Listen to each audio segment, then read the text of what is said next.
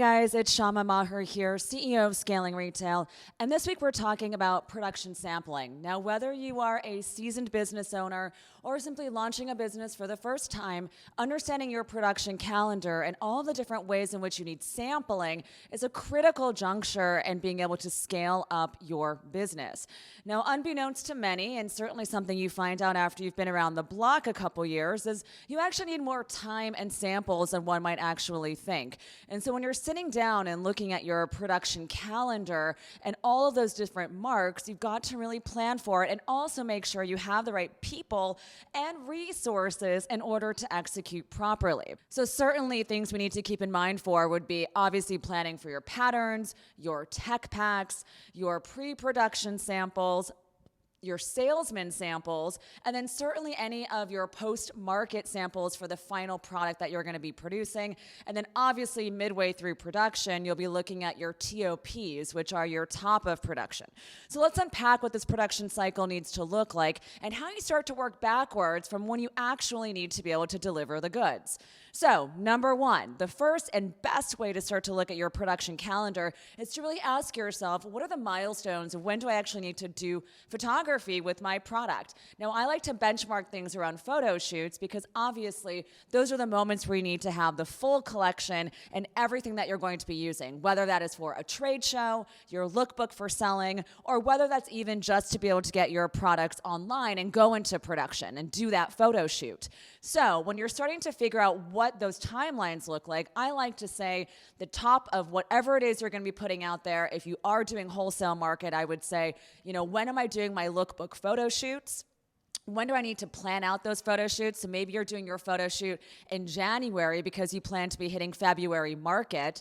Well, then that would mean that I would need my final samples for whatever it is I'm going to be selling in February by December. That's right. My salesman samples need to come in December before I do all my photo shoots and get ready for February. Then you start to work backwards from there. So understanding that those samples might actually take, let's say, 8 weeks to be able to produce, you then need to work backwards from December. And all of a sudden you find yourself maybe at the end of October, right? So you have October, November, or November, December in order to get those final samples in there that you're going to be shooting.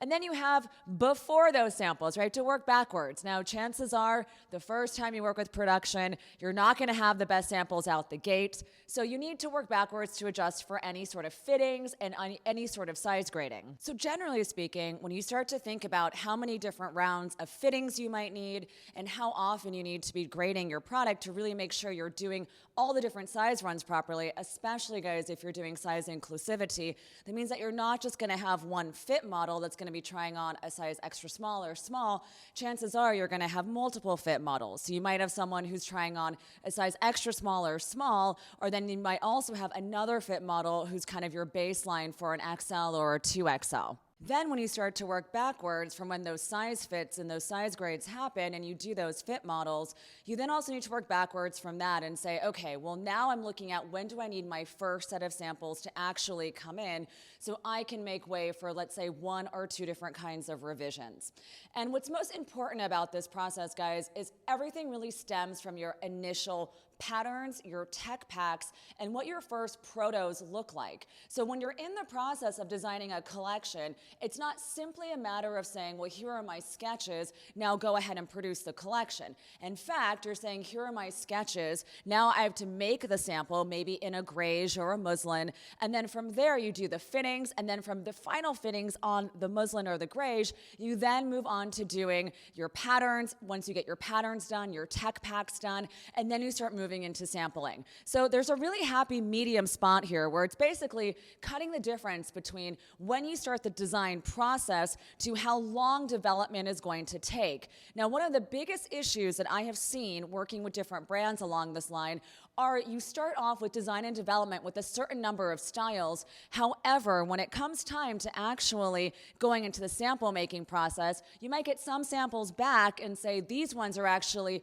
spot on and I love the way this is going. Maybe it needs a few different bells and whistles that are tweaked, but then you have other samples that are drastically off the mark. So if you're actually waiting right, to go to market and you're on a time schedule, with, to be honest, in our industry, you oftentimes are, you should not be giving yourself such a short window of time in order to test and refine the product. You need to give yourself a much longer window of time. So I would say approximately 9 months to go through design, development, and sampling in order to really make sure that you're getting the right product that you want at the end of the day.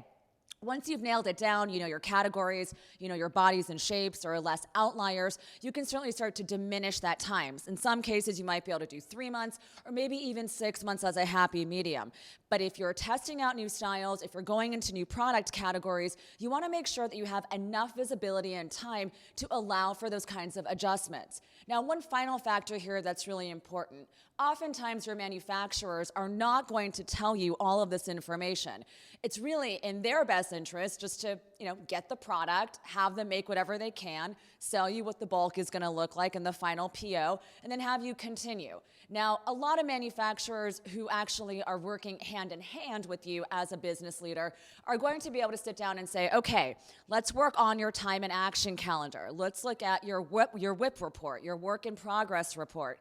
And they're going to work with you in order to finalize what the costing is going to look like, what the trims are going to look like. And oftentimes, unfortunately, guys, a lot of times manufacturers will take their own creative license when it comes to actually producing the product. So you do really need to be very much on top of what your manufacturers are doing. And trust me, no matter how often you're going to do your sampling, even if you're really iterating down to the finest details, at the end of the day, what you need to be asking for from your manufacturers are going to be something called TOPs. And those TOPs are called top of production. And so what does that mean? That means that those are going to be a cross-section of colors, styles, and shapes that you have placed orders for that you want to see what the top of the production looks like, not just simply what the samples of look like. These are going to be the final goods that you get in store. So as we can see, production development, timelines, planning, all a very essential part of your business. Oftentimes as brand owners, we take a look at the design position without having a proper understanding of what it means to go through development and production. Your product developer is going to be one of your biggest assets. They're going to be the one to tell you what the different options you have in sourcing fabric, how a different kind of trim is going to impact your bottom line and your cost of goods, and which are the different factories that are actually going to be able to help work with you with that particular kind of design or stitching or product that you want to be launching. So as you're kind of launching your business or even growing your business, you might be starting off with just a head of design and you might be doing production management yourself, but over time it's going to be increasingly important that you build out that development team. You want someone who's strong in technical design, who can design your tech packs, someone who's going to be strong in product development and understanding sourcing, and then lastly, someone who's going to stay on top of your manufacturers as you are doing production management. For more information, check out our article on Retail 101, how to set up your timelines and procedures, and make sure you check out our download on our 21-point checklist on how to launch your business.